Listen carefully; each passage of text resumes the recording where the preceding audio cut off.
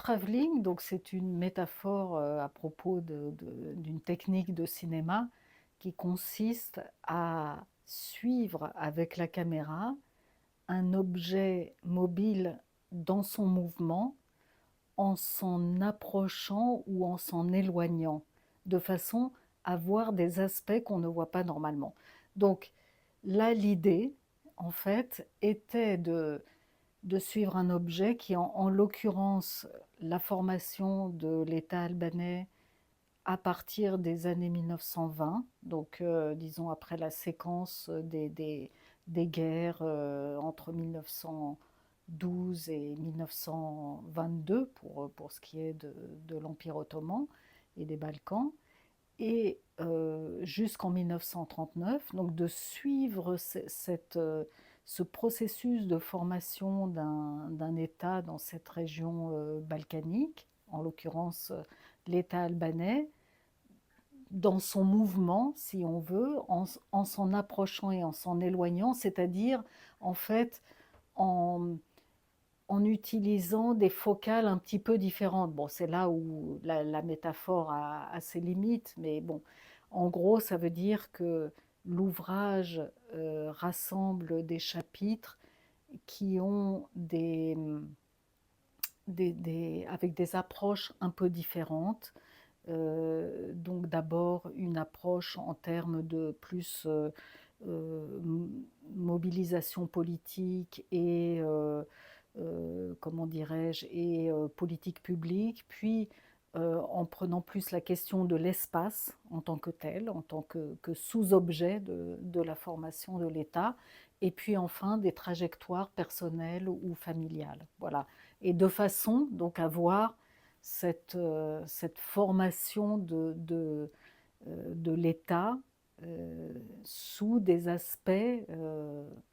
qu'on ne voit pas forcément avec des approches plus classiques, disons, de voilà, comment se construit l'État avec ses institutions, etc., etc.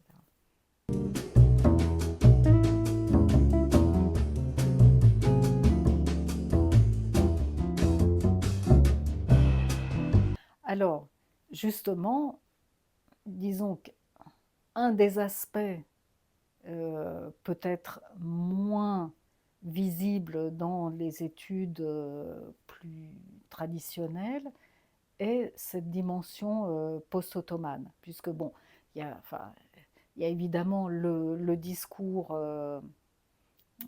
disons, très lié à la construction nationale elle-même, donc un discours qui tente à rejeter le passé ottoman, puisqu'on s'est voilà, on s'est construit comme quelque chose qui mettait fin à la domination ottomane de 5 siècles. Il s'agissait de moderniser un pays arriéré, etc., etc. Et cetera. Et puis il y a aussi le gros problème d'études disons, moins proche du discours national, mais qui néanmoins prennent vraiment comme date de départ, bon, soit 1912 au moment de la déclaration de l'indépendance albanaise, soit 1920, date à laquelle, après des occupations étrangères qui ont eu lieu pendant la Première Guerre mondiale,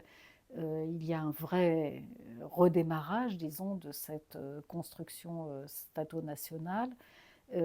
donc qui ont tendance à prendre ces dates comme des points de départ et comme qui éliminerait presque ce qui s'est produit avant. Donc pas forcément dans le rejet, mais en tout cas dans l'ignorance de ce qui s'est passé avant. Or, il est évident que la société, les trajectoires des individus, des institutions, des lois, etc., euh, est, est extrêmement liée à ce qui s'est passé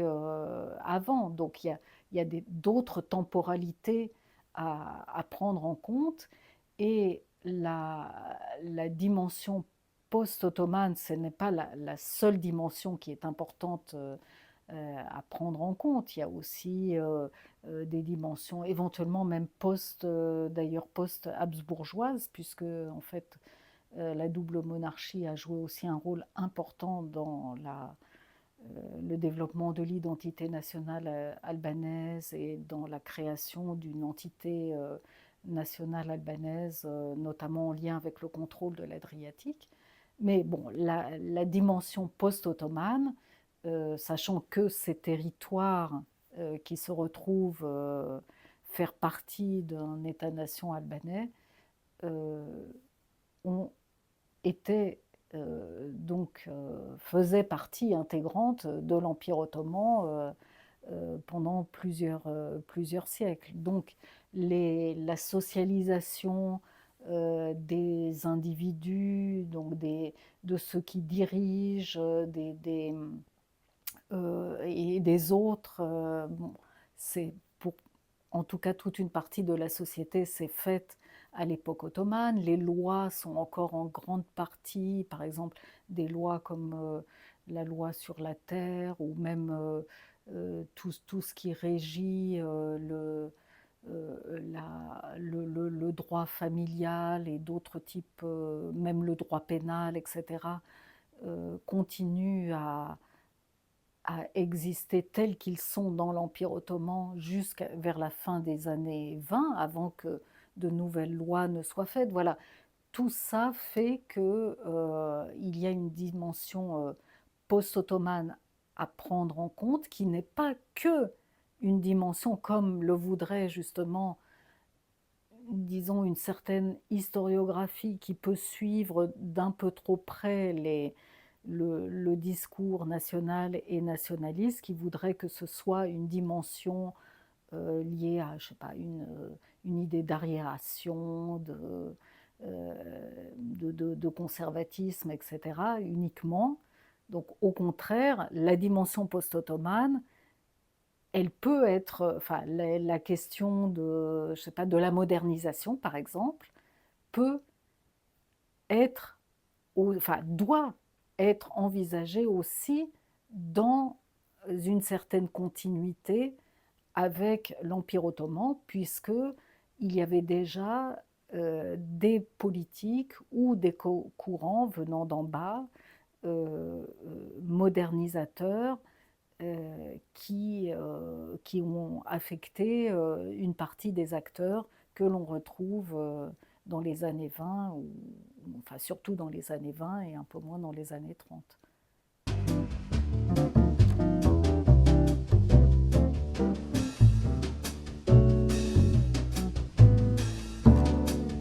Oui, donc je reprends en fait un terme qui a été développé aussi bien par des gens comme euh, Cooper et Burbank dans leur ouvrage sur les empires, que aussi comme Hans Stoller, qui utilise aussi cette notion de feuilletage. Et je pense que là, dans ce cas albanais de l'entre-deux-guerres, on peut l'utiliser dans la mesure où, au-delà de la souveraineté qu'essayent de mettre en place des autorités étatiques, enfin, il y a une tension avec d'autres, disons, souverainetés qui peuvent être liées, par exemple, à des autorités confessionnelles, comme il y avait dans l'Empire ottoman déjà, avec une certaine, pour ce qui est de l'éducation, pour ce qui est du droit familial, etc., il y avait comment dire, ces autorités prévalait dans ces domaines. Et, et là, il y a certaines continuités et il y a de vraies tensions entre, par exemple, pour la mise en place d'un réseau scolaire, entre ces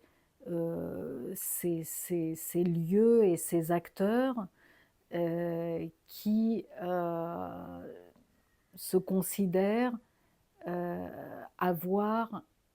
non seulement l'autorité, mais une certaine souveraineté sur ces questions. Il y a aussi le côté plus politique, donc avec par exemple la Grèce, l'État grec ou l'État yougoslave, qui sont les États voisins, et puis surtout l'État italien, qui essayent d'imposer leur autorité dans certains domaines, et ou voire en tout cas dans certaines régions. Par exemple, dans le sud de l'Albanie, il est clair que les autorités grecques, par exemple, mettent en place, enfin, et contrôlent une partie du réseau scolaire, là aussi, et leurs établissements consulaires, un peu comme à l'époque ottomane, les consulats étrangers aussi, euh,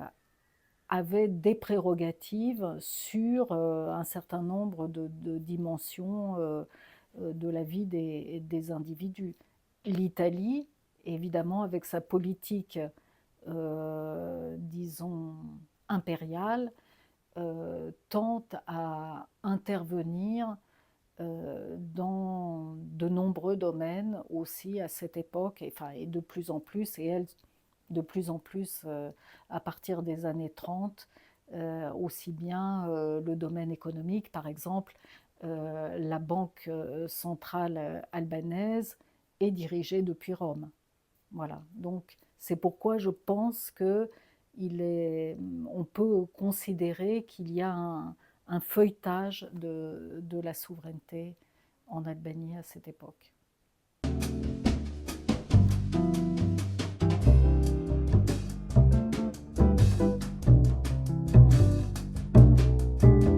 Oui, le facteur générationnel est important, et d'ailleurs là je viens à plusieurs reprises de différencier un peu les années 20 et les années 30. Je pense que il est évident qu'avec, lorsque dans les années 30 apparaissent de nouvelles générations, et dans la bureaucratie, mais surtout dans des milieux intellectuels, euh, on voit, il se produit des changements, sachant que ces nouvelles générations ont été socialisées non plus dans l'Empire, dans l'espace-temps ottoman comme les anciens bureaucrates, mais plus, disons, en Italie, en France, en Grèce, etc. Euh, ces, ces nouvelles générations ont donc de nouveaux repères, et là, et sont, et là donc on a des effets aussi synchroniques, c'est-à-dire ils sont attirés aussi par des courants qui circulent dans l'Europe et dans le monde à cette époque, comme le communisme, le fascisme, voire le nazisme, voire aussi le kémalisme. Et c'est en fait, donc, on peut voir dans le développement justement du communisme à cette époque, mais aussi dans le développement d'un courant plus spécifique qui s'intitule, qui s'appelle le néo-albanisme, qui est une sorte d'ailleurs de réinterprétation un peu d'un turquisme, d'un certain turquisme, mais avec bon, d'autres influences. Et en fait, il y a d'ailleurs un débat dans les années 30 entre, et là je reprends les termes utilisés à l'époque, entre les jeunes et les vieux, donc un débat qui s'étale dans la presse albanaise de l'époque, et qui est vraiment bon, bah, la preuve tangible de cet affrontement entre générations.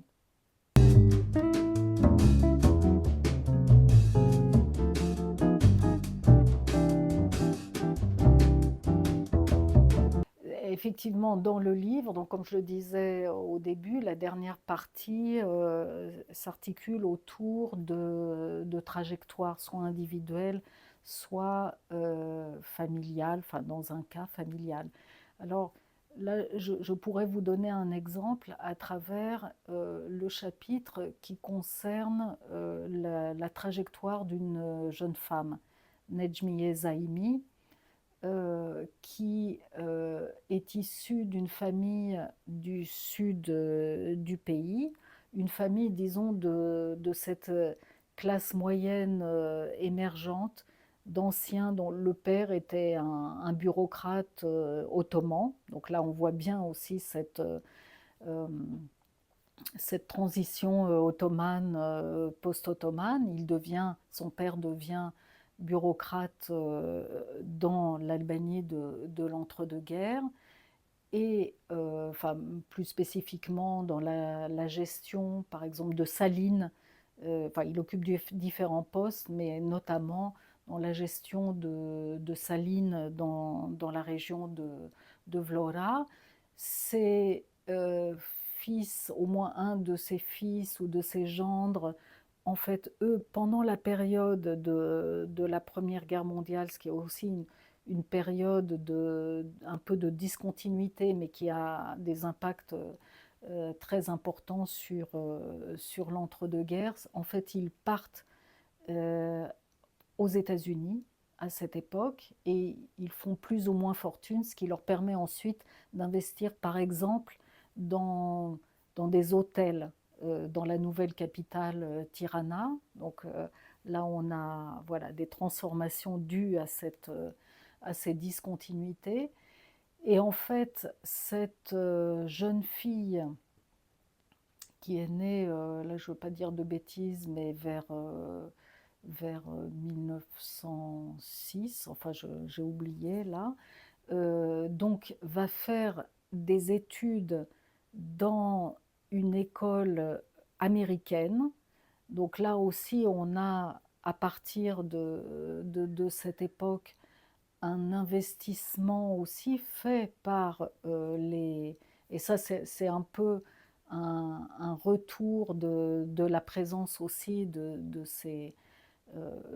Albanais, enfin, de cette émigration qui a commencé dès la fin de l'époque ottomane et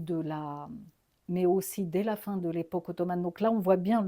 aussi le post-ottoman parce que dès la fin de l'époque ottomane, on a des missionnaires protestants américains qui, pas seulement dans les provinces albanaises, mais dans d'autres régions ottomanes balkaniques, commencent à établir des établissements éducatifs. Et donc, elle va étudier dans un de ces établissements au début des années 20. Et, et en fait, à travers sa trajectoire, donc c'est une jeune femme qui fait, et à cette époque, c'est assez rare, elle arrive même à faire des études au lycée, ce qui est très rare, il y a encore très peu de jeunes femmes qui étudient au lycée et elle, ça lui ouvre de nouveaux horizons. C'est pour ça que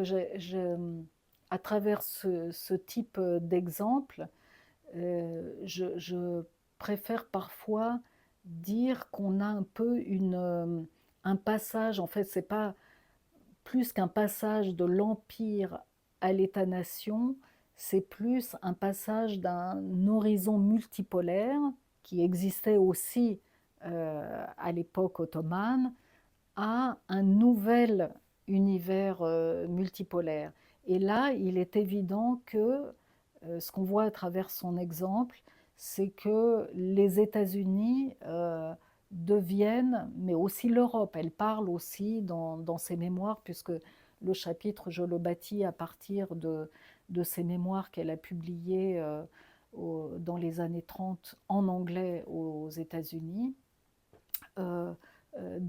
l'Europe aussi fait partie de, de son, de son horizon d'attente voilà. Et en fait, le fait qu'elle soit passée par cet établissement où elle,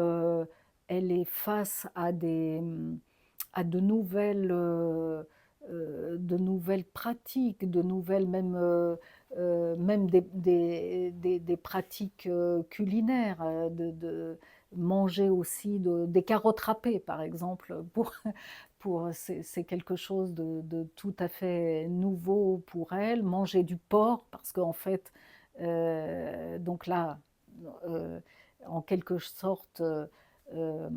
franchir un interdit, elle est musulmane, elle est issue d'une famille musulmane, mais là, on leur sert du porc, puisque la majorité des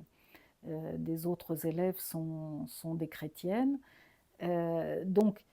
ça l'a fait basculer dans un autre univers, et alors que dans sa famille, qui donc fait partie, c'est ça qui est très intéressant, en suivant cette trajectoire et individuelle et d'une certaine façon familiale, c'est qu'on voit que alors que euh, cette famille fait partie de cette nouvelle bureaucratie qui est à la base de cet État qui se veut modernisateur, euh, en réalité, au sein même de ces familles, euh, on a des tensions terribles qui, moi je dis, un peu parcourent les individus, parce qu'elle-même, elle peut dénoncer son frère qui commence à fréquenter et une jeune femme et veut partir avec elle sans qu'il y ait de mariage arrangé comme ça se faisait, et elle-même refuser de porter le voile à partir de sa puberté. Donc, voilà, je trouve que, enfin, et puis par ailleurs, on voit que ces efforts de modernisation, par ailleurs, enfin, la question de, je sais pas, c'est des familles qui ont des voitures, ses frères ont des automobiles, ce qui est tout à fait nouveau. Ils vont à Tirana, donc il y a aussi un changement de l'espace dans lequel les familles évoluent. Euh, donc, on voit aussi que la modernisation, elle ne vient pas que du haut, elle ne vient pas que des réformes faites par l'État, mais aussi de cette volonté d'adhérer à une certaine modernité par les familles elles-mêmes, familles au sein desquelles il y a quand même énormément de réticences à bousculer des, des, des traditions qui touchent davantage à la question de l'individu ou des relations de mariage, etc. Donc on voit, je trouve que à travers ces trajectoires, donc on voit mieux et ces différentes dimensions et en même temps ces tensions.